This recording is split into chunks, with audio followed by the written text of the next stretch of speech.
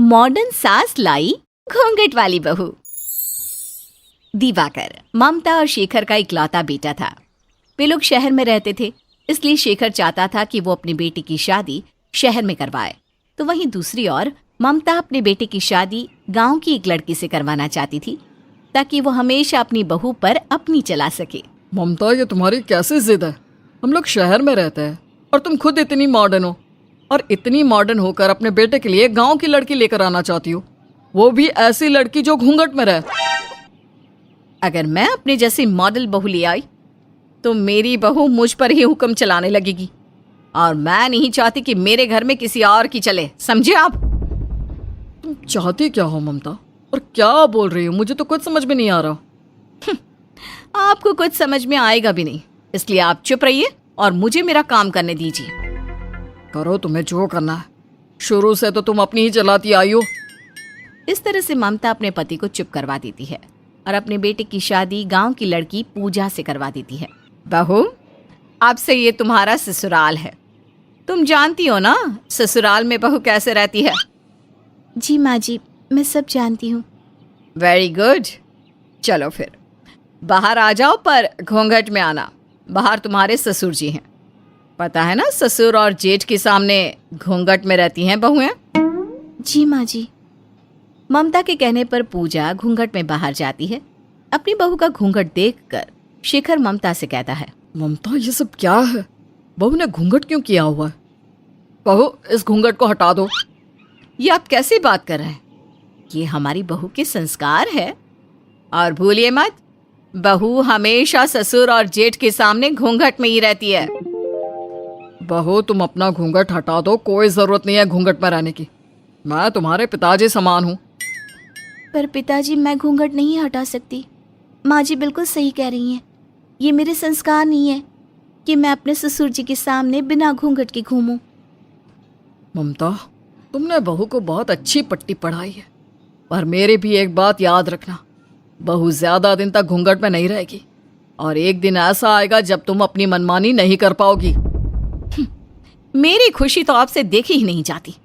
बहू, जाओ किचन में जाकर हमारे लिए चाय बना दो। शाम हो चुकी है और चाय बनाने के बाद डिनर की तैयारी कर लेना। पूजा अपनी सास की कही हर बात को पत्थर की लकीर समझकर उन्हें करने लगती है। तो वहीं दूसरी ओर शेखर चाहकर भी कुछ नहीं कर पाता। ममता, तुम जो बहू के साथ कर रही हो वो बिल्कुल भी सही नहीं है। तुमने सोचा है अगर कभी सोसाइटी वाले हमारी बहू को घूंघट में देखेंगे तो तुम्हारे बारे में क्या सोचेंगे? क्या सोचेंगे? यही सोचेंगे ना कि देखो ममता कितनी संस्कारी बहू लाई है, जो हर समय घूंघट में रहती है। इस तरह से ममता शेखर को चुप करा देती है। अब ऐसे ही कुछ समय बीत जाता है और ममता अपनी मनमानी करती रहती है। बहू, तुम तो उस दिन बड़ा कह रही थी कि तुम्हें सब पता है, सब आता है।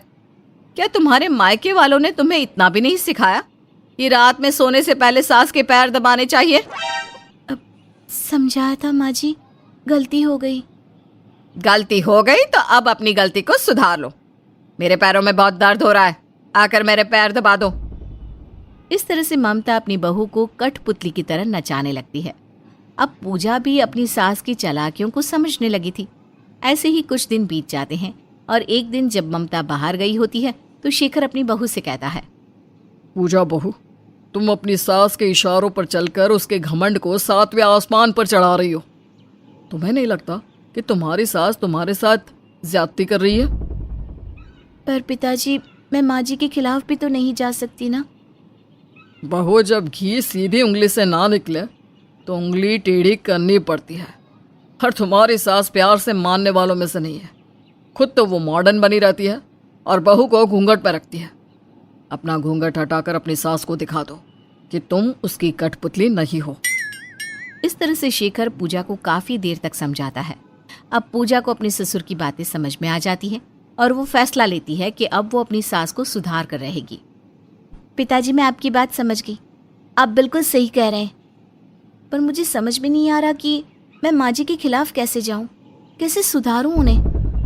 बहू, सबसे पहले तो तुम अपना घूंघट हटा दो और अपनी सास को जवाब देना सीख जाओ, और जैसी तुम्हारी सास है वैसे ही बन जाओ, तभी ही सुधरेगी तुम्हारी सास।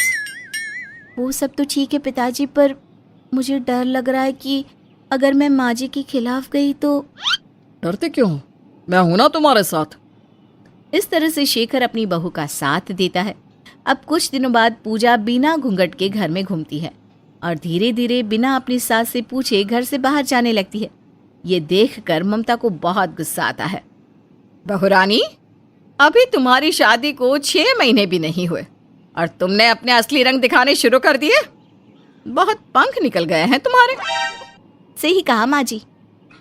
वो कहते हैं ना, जैसा देश वैसा भेष। देखिए ना, यहाँ कोई घूंघट में नहीं रहता। अब मैं दूसरों को क्या कहूँ जब मेरी खुद की सास इतनी मॉडर्न है। जब सास इतनी मॉडर्न है तो बहू देहाती कैसे रह सकती है। इतना बोलकर पूजा हंसती हुई वहां से चली जाती है। ममता अपनी बहू को इस रूप में देखकर बड़ी हैरान होती है। अब समय यूं ही बीतता है और ऐसे ही एक दिन। बहू, घूंघट ना करने से, बाहर घूमने से कोई मॉडर्न नहीं बन जाता।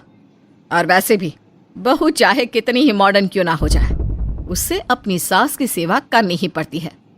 माँ जी, बहू सास की सेवा तब करती है जब सास को सेवा की जरूरत होती है। पर आप तो मुझसे भी ज्यादा जवान दिखती हो, भला आपको कैसे सेवा की जरूरत। पूजा का बदलता रूप देखकर ममता हैरान हो जाती है। उसे समझ में नहीं आता कि अब वो क्या करे कि फिर से पूजा को अपने बस में कर सके। समय यूं ही बीतता जाता है और ममता का जोर पूजा पर से हट जाता है। अब चाहकर भी ममता पूजा को अपने इशारों पर नहीं नचा पाती और खुद उसकी मोहताज हो जाती है। बहू, मैं बाहर पार्टी करने जा रही हूँ, रात को आऊंगी, मेरा खाना मत बनाना। माँ जी, अब आपकी उम्र हो गई है, आपको ये पार्टी करना शोभा नहीं देता। आप जाकर आराम से बैठ जाइए। अगर इस उम्र में कोई हड्डी टूट गई ना तो जोड़ पाना मुश्किल हो जाएगा।